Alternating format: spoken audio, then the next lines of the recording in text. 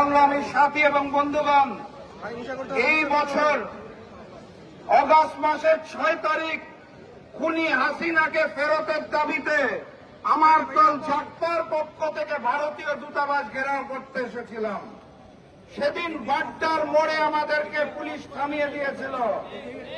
আজকে আরো বহুদূর এগিয়ে এসেছি। মোড়ের মাল এখানে থামবো না, ভারতীয় দূতাবাসে ঢুকে যাব ইনশাআল্লাহ। সর্বপ্রথম বলতে চাই, আমার দেশে থেকে, আমার দেশে খেয়ে, আমার দেশে জীবিকা নির্বাহ করা এইখানে উপস্থিত সকল মিডিয়াকে, সেদিন জাকপার ঘেরাও কর্মসূচি ভারতীয় পত্রিকায় ছবি সহ নিউজ এসেছিল। বাংলাদেশের জাতীয় দৈনিক 2টা ব্যতীত কেউ ছাপতে সাহস পায় না।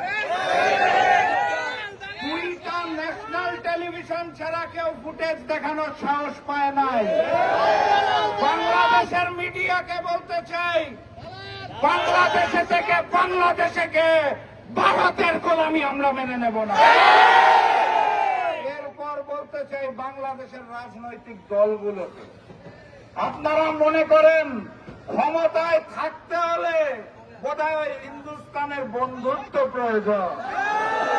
অগাস্ট মাসের 5 তারিখ ছাত্র জনতা প্রমাণ করে দিয়েছে এই বাংলাদেশে ভারতীয় আধিপত্যবাদ চলবে না, চলবে না।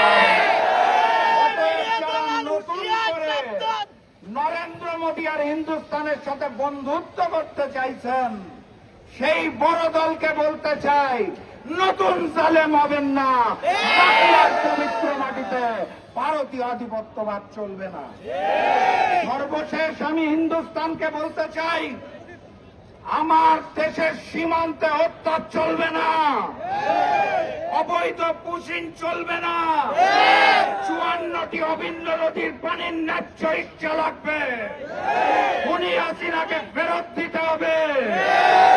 হাতির উপর আক্রমণ করা সন্ত্রাসীদের আপনারা রক্ষা করছেন, তাদেরকে ফেরত দিতে হবে।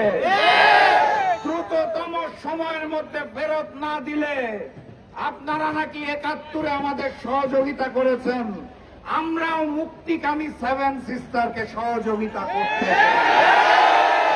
71-এর যদি কোন ঋণ থাকে আপনাদের কাছে, সেই ঋণ এবার পূরণ করতে চাই।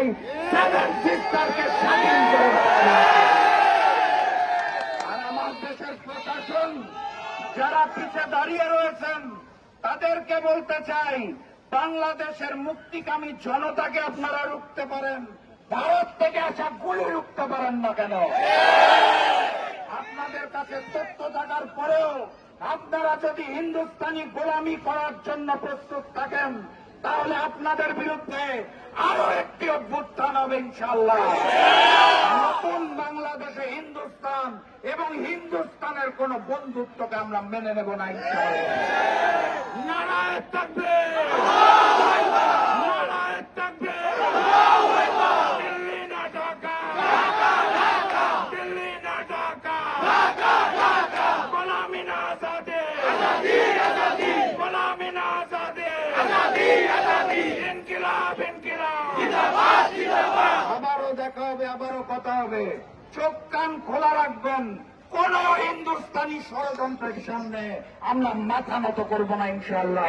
মাথা নত হলে শুধুমাত্র রাব্বুল আলামিন আল্লাহর সামনে, আর কারো সামনে। ভালো থাকবেন। বিজয়ের পথে যাত্রা শুরু, জীবন অথবা মৃত্যু। আসসালামু আলাইকুম।